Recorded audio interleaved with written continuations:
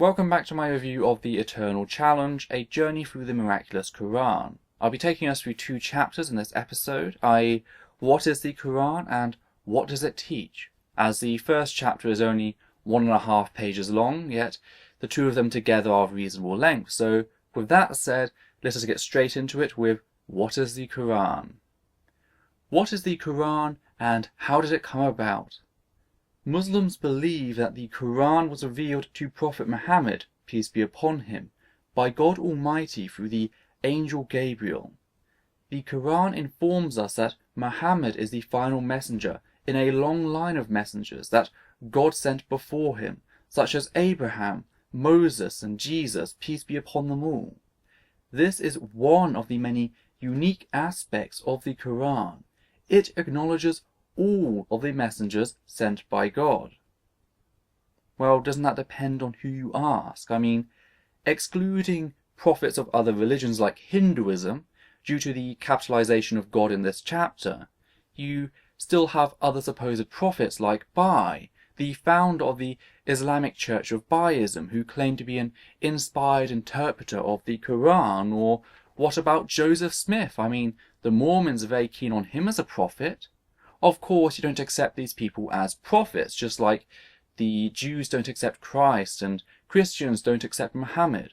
According to their religions, their texts contain all the actual prophets up to date. So this circular reasoning of using the Quran to judge whom is a prophet and whom isn't, only to claim that it is unique in acknowledging all said prophets, fails to impress. It truly does, and it doesn't act as a good first argument. The Quran's impact on the world is immeasurable. Although the Quran was revealed in 7th century Arabia, it contains a universal message for the whole of mankind. Because of the Quran, there are over 1.5 billion Muslims in the world today, nearly a quarter of humanity. They are people of all races, nationalities, and backgrounds.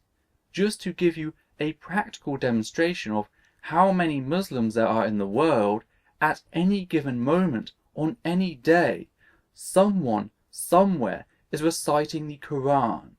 It is estimated that there are many millions of Muslims alive today who have memorized the entire Quran. One has to wonder, what is it about the Quran that has made such an imprint on the hearts of over 1 billion Muslims? Well, it's certainly not understanding the Quran. According to the Organization of Islamic Cooperation and the Islamic Educational, Scientific and Cultural Organization, as much as 40% of the Muslim world population is unable to read or write. This is shockingly high compared to any other demographic. Yet even among them, a good portion is able to recite what is written in the Quran. How? Well, memory. Muslim children are taught how to sing the chant without actually understanding the lyrics, like a holiday carol with archaic English. Hither, page, and stand by me, but with more hither. If they did well, they got praise. Do poorly and the adult response can be devastating, sometimes resulting in such bodily injury to the child that the media catch wind of it. Muslims reciting the Quran is no more surprising than pigeons pushing levers for food or dogs stepping off of shock plates. If you expect extreme cruelty and people acting out of self-preservation to wow me or anyone critical of your views, then you are severely misinformed. Also, nice argumentum ad populum. Millions may eat Mackie D's each day. That does not make the Big Mac the king of foods. And anyway, you can apply the same argument to Christianity because, yes, Islam is divided just like any other religion, no matter what they say. While the Quran is the most widely read book in the world, it is also arguably the most often misunderstood and misinterpreted. These days it seems that everyone is talking about the Quran, but how many have actually read it? how many have allowed it to speak for itself?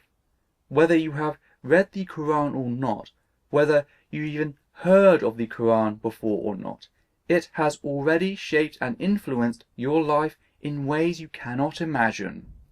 You may be thinking to yourself, don't all religions make fantastical claims?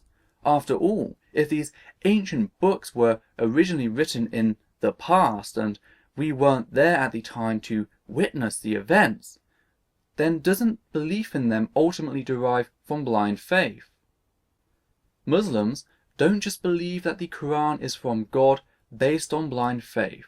The Quran is a living miracle, one that we can all experience for ourselves. Bold claims need to be backed up by strong evidence. As you are going to see, the Quran challenges its reader and engages our intellect by providing many testable and verifiable proofs of its divine origin. This book is going to challenge misconceptions and make some strong assertions.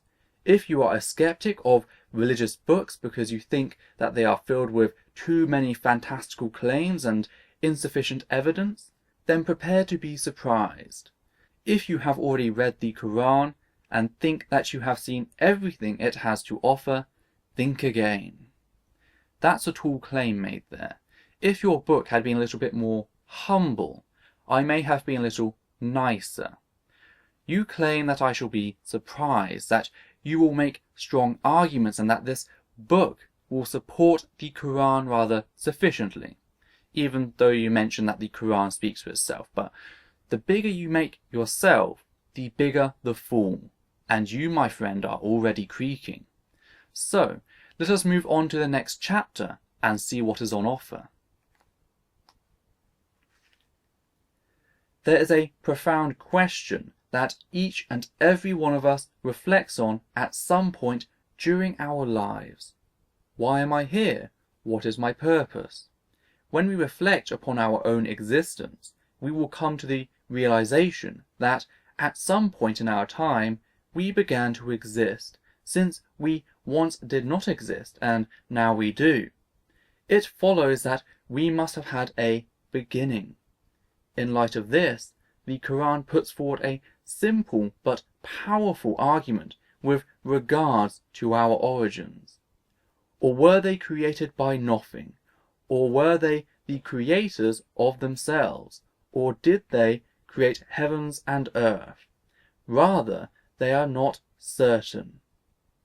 The Quran engages its audience by inviting us to ponder some rational, logical questions which we can use to arrive at a conclusion, not only about our origin, but the origin of everything that exists in the material world. In other words, the entire universe. There is an abundance of cosmological evidence that the universe had a beginning. This is the most predominant view among cosmologists, and yet you fail to provide any backing of that assertion, or what these people's understanding of beginning actually is. Those with a quantum perspective may simply view time as having begun, yet the universe existed in some alternate state prior. Like water becoming ice, it changed state and time began, but the universe itself was already there in a different state.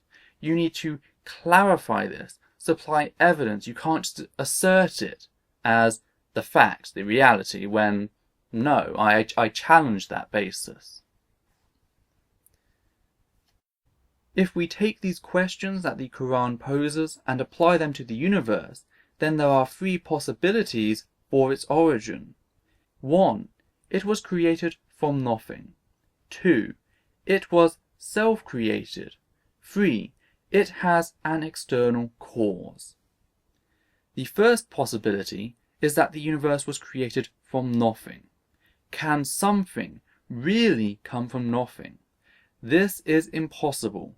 We know from our own personal experience of life, as well as the laws of the universe, that things don't just pop into existence out of nothing. Out of nothing, nothing comes. And why is God exempt from this? Ergo, you have just created a paradox for yourself. You say nothing can come from nothing, and yet you assert just that must have happened with Allah. You may say he's timeless, but I accounted for that with my previous point. Fact is, the universal rules you are attempting to apply here only dictate the behavior of existing matter and energy changing state. They don't even touch on its formation, ergo your assertion here is entirely without basis. This leads us to the next possibility. The universe was self-created. Can something create itself? This is a self-contradiction. Something creating itself requires its own pre-existence. Things can't exist and not exist at the same time. That would be like saying that your mother gave birth to herself. Unless we are discussing a multi- or interdimensional state. Your notions of our universe are narrow in that they presuppose no other state without reason. Fact is, suggesting that a universe proven to exist did so prior in some other state is philosophically more sound than asserting that the universe-creating entity exists and did so in itself. You are adding the unnecessary requirement of a universe-creating entity. Therefore, it's weaker by default. Since something cannot come from nothing, and self-creation is absurd, then what is the alternative? There is one final possibility. The universe has an external cause. This is the best explanation for the origins of the universe and everything in it, including ourselves, because it is intuitive and concurs with natural law. Whatever begins to exist has a cause. Returning to what I said just a moment ago, the universe exists, okay? This universe having an extended existence in a dimension that is difficult for us to grasp and we already know affects us, i.e. the quantum level, is not as far-fetched as the assertion of an all-powerful thinking entity that created the universe and everything in it just for one species of primate here on this tiny planet floating around in space. Occam's razor dictates that the more assertions you must make to bridge the hypothesis and conclusion, the weaker said explanation is, and therefore the poorer the argument. They're like sandbags on a hot air balloon that drag it down. The less you have, the lighter your craft, and in this case, the better your argument. Any argument you can use for God, I can use for the universe, whilst saving on claims of divinity and magic. You are at an innate disadvantage.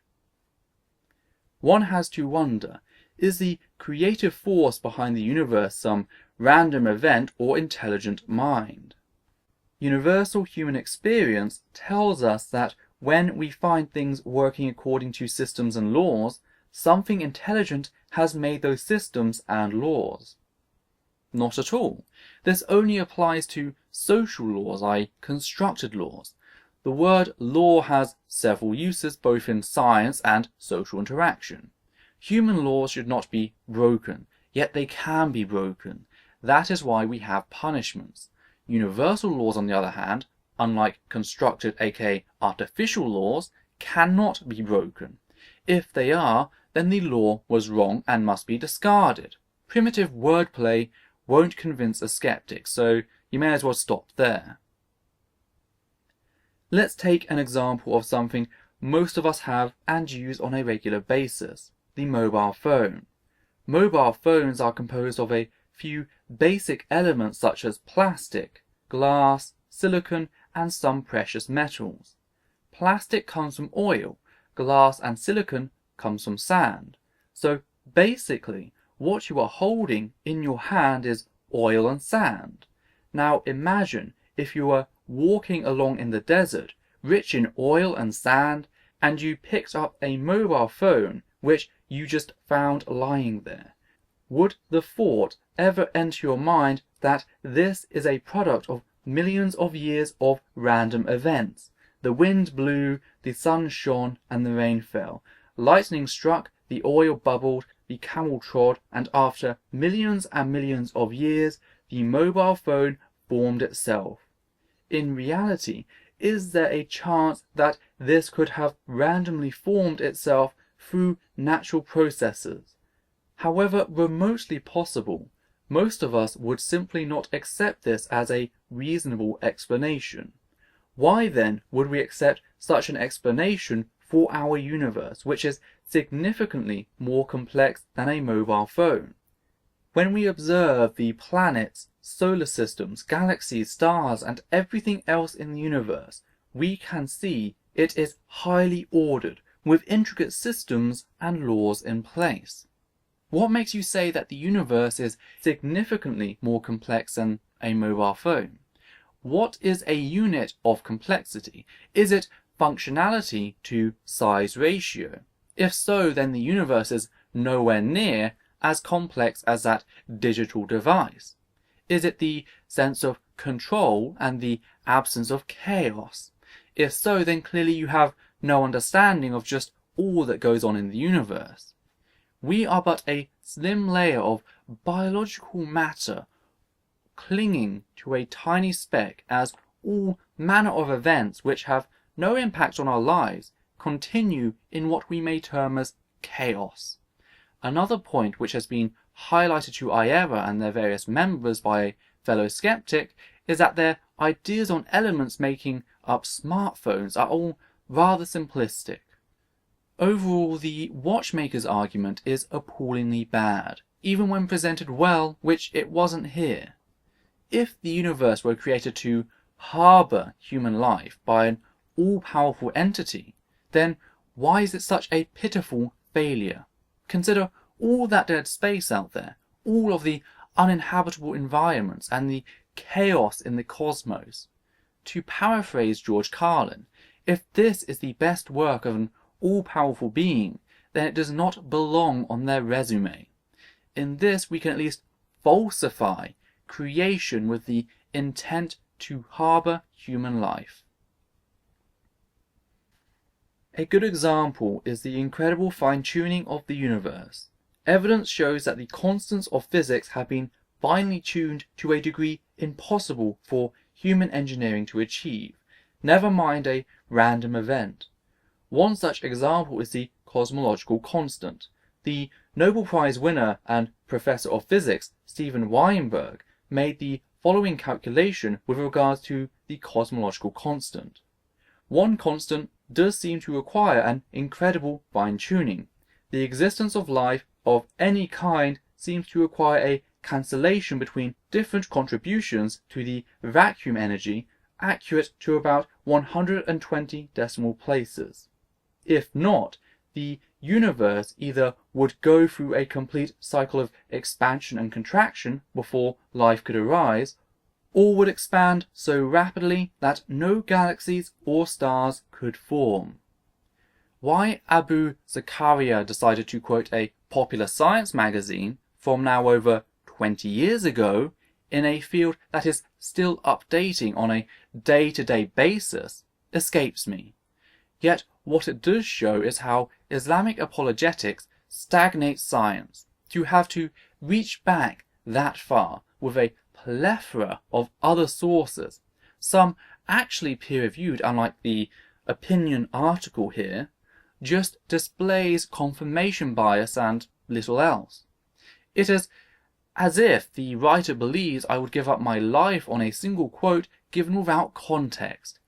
Even the original author of the original article speaks with a humility lost on Zakaria.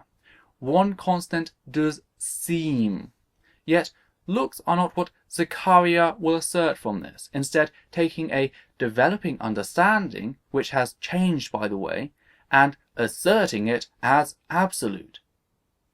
Steven Weinberg, the originator of the quote, said similar things in other places, yet always followed this with discussion on various solutions to these problems, including his book, which holds near identical sentences, yet was published much later in his 2001 book titled Facing Up.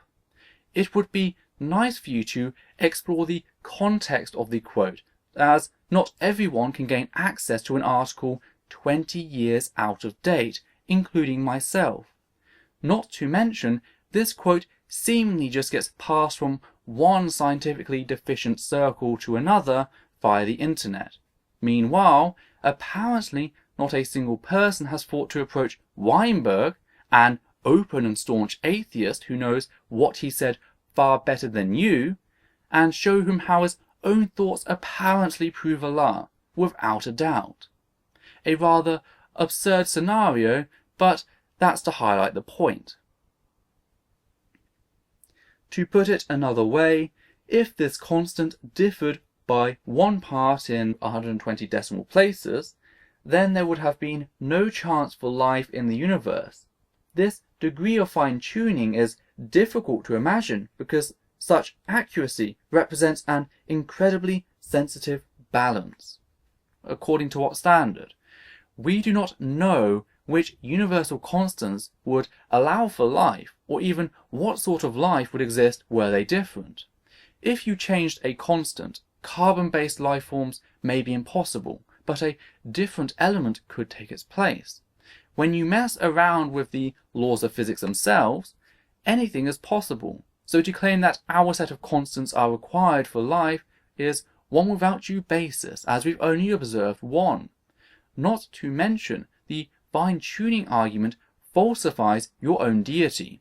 An all-powerful deity should be able to create any universe, yet still harbour life.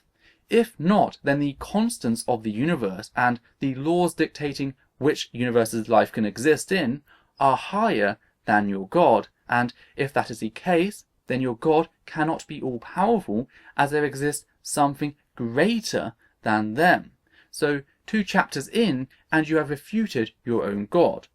Well done. The following analogy should make it easier to visualize. Imagine if every grain of sand on earth from every beach and desert that exists was collected together and placed in a gigantic container. Now take just one of those grains, paint it red and mix it back with the rest of the sand. Blindfold a friend and ask them to pick out the red grain. What are the odds that they will be successful? Yet you would have to believe in such a feat to believe that the fine-tuning of the universe came about by chance. The fact is, we do not know the odds. What's more is we don't even know if odds are involved. Necessity could be at play. Prior time, everything was simultaneous. Theoretically, you could pick out every grain of sand at once, in which case the universe starts. All possible outcomes occur in this quantum state. Or maybe the way an early universe forms is self-balancing. The Higgs boson gives particles mass via the formation of the Higgs field. In a sense, the field does to particles what ballistic gel does to a bullet. The bullet doesn't speed up or reverse, it simply grinds to a halt. It becomes stable. How do we know that there aren't other forces that did similar things to the other constants of the universe? There are so many alternatives, far more sound than the God hypothesis. The cosmological constant is just one example. There are many others, including the ratio of electrons and protons, ratio of electromagnetic forces and gravity, and mass density of the universe, these having similar degrees of fine-tuning. Together they form a delicately balanced system, virtually nothing of which can be altered without either preventing the universe from existing or making it unsuitable for any life form to exist. This would be similar to painting one of those grains of sand blue, one green, one yellow, and picking them out in that order after the red grain. Isn't it much more reasonable to conclude that the universe and life are a result of willful intelligent design? Such fine-tuning throughout the laws of physics demonstrates the wisdom and higher power of the creator of the universe, as the Quran tells us. He is the originator of the heavens and the earth, and when he decrees something, he says only be, and it is. This is very simply a mixture of God of the gaps and personal incredulity, i.e., we don't know something, or I can't understand, must have been God. It doesn't impress any but the already devoted. Fact is that God is not the main contender in cosmology. So much else explains what we see far better with less assumptions made, and can actually be defended and tested to some degree. This assertion of Allah, however, cannot. You can assert anything in its place with the same standard, e.g. Russell's cosmic teapot created the universe. Meanwhile, physics does some actual work. Now, having a creator is one thing, but how do we know we have a purpose? Everything in the universe has a purpose. Even simple things like a chair, a bowl, and even the book you are holding in your hands serve a purpose. Wouldn't it be sad if we didn't have a purpose? If we reflect and look at the world around us, we can easily come to the conclusion that we must have a purpose. Well, first of all, why would it be sad if I didn't? I'm not a bowl or a dildo. I do not have a mechanical purpose to be screwed over with. I am a human being with cognitive faculties, capable of building their own meaning in life.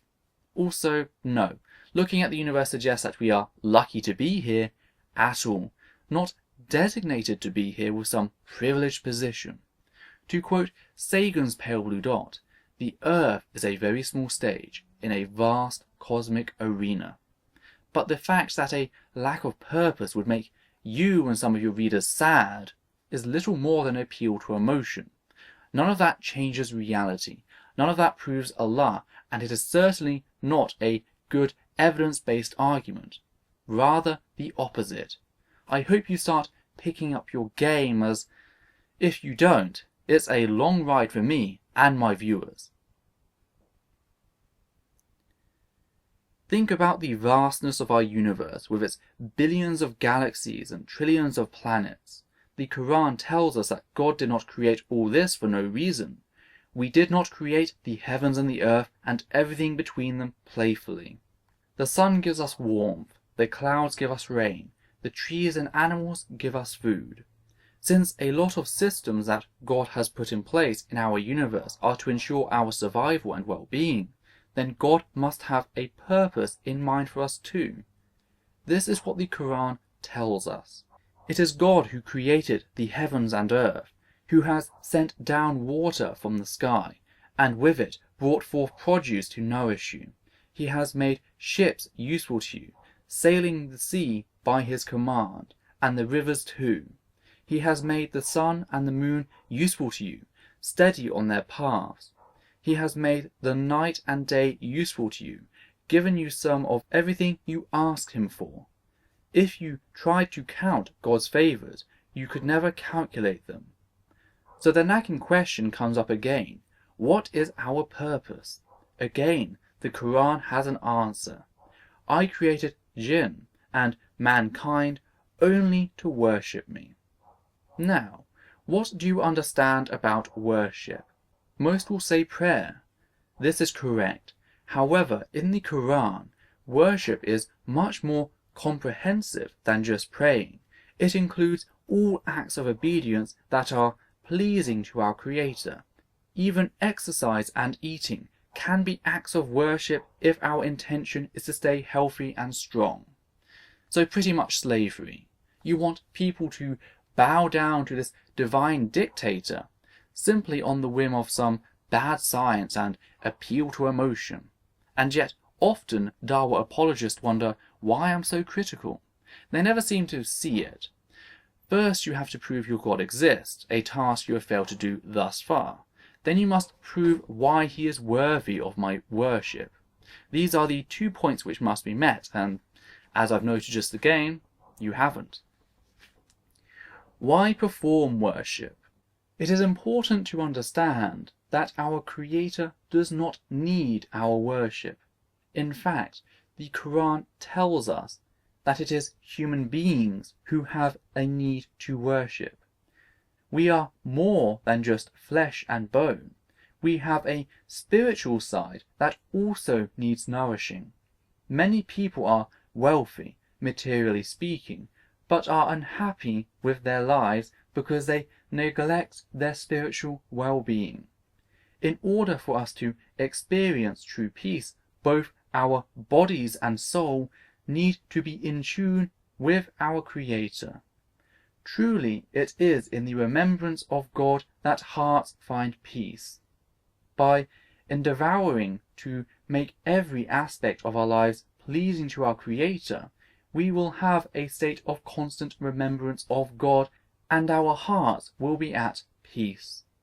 This is a revolutionary way of thinking, but practically, if someone were to do this, a lot of their actions wouldn't change.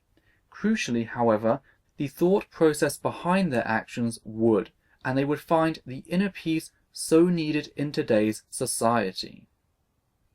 Okay, well, how do you account for all those people who are happy without belief in gods or spirits? Yes, some people with untold material wealth are not happy. Oftentimes these people are overworked, so suffering from stress or lack of social connectivity, both physical needs, by the way. But the existence of these people does not then erase countless humanists living happy and fulfilled lives without religion or theistic belief. They are at peace without those things. How do you account for them? If not just belief, but active worship of Allah is required for self-peace, how do these people exist? We can therefore falsify your claim. Not to mention, on the other side of the spectrum, how is the supposed inner peace doing your brothers and sisters in places like Syria and pretty much the rest of the Middle East? There's a disconnect here between claim and actuality. So the question arises, what is the best way to worship God? To help us consider this, let us again return to the example of mobile phones. Mobile phones are obviously not as sophisticated as human beings, but we share many things in common. We both have a lifespan, we both require energy to function correctly, and we can both be damaged if we are not properly taken care of. When mobile phones develop a problem, the first thing most people will do is refer to the instruction manual for the mobile phone. Why? Because it has been made to show us the best way of using it, and we rightfully listen to the experts. The creator of the phone knows the best way to use the phone, and they have imparted their knowledge to us in form of instruction manuals.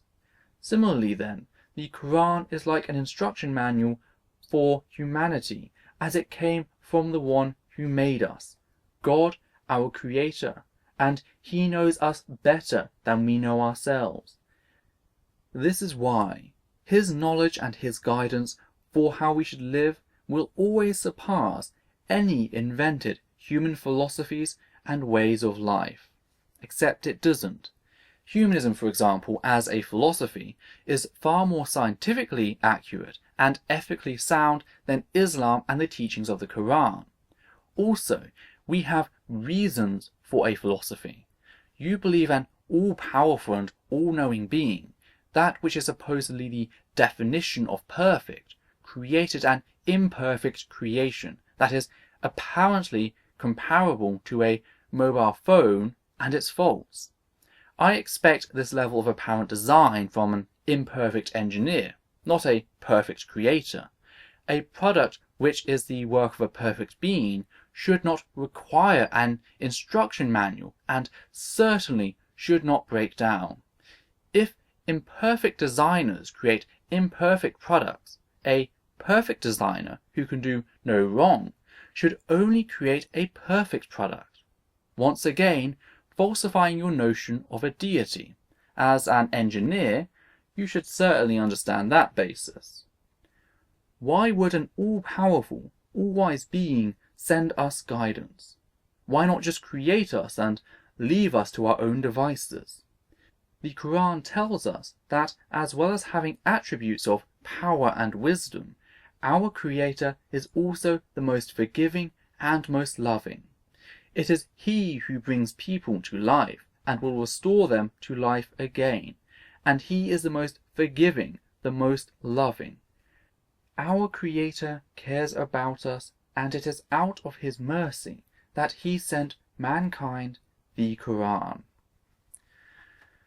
which just so happens to include various passages citing violence against your fellow man, because throwing your children into a pit and ordering them to fight to their death is apparently the definition of love in Islam.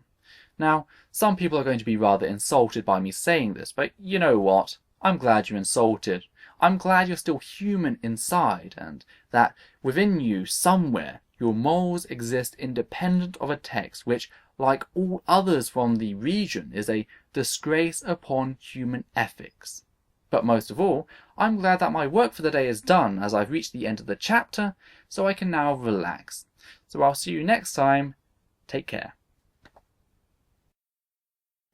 Hello there. Whilst the credits go past thanking the wonderful people that have made this series possible, I just wanted to bring to your attention a wonderful organisation designed to help ex-Muslims, aka the Council of Ex-Muslims, an international organisation. I of course know their British branch a little better with their work on iERA and Islamic extremism across the UK, but they truly do offer a safe space for ex-Muslims to go to receive help and community, and even come out and speak their mind about their experiences.